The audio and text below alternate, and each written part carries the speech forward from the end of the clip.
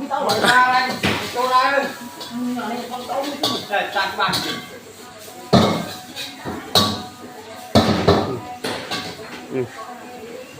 để đặt lại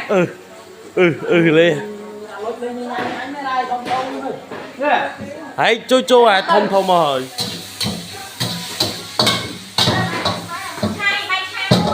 về bài xa mui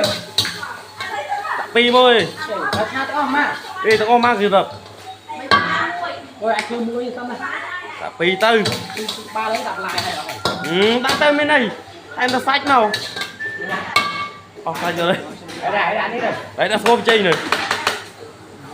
ôi đặt hình xong này đặt bánh xong rồi làm mà mình chan về đây anh kho nó kìa anh phô tộc anh trai wow anh nhảy ra đây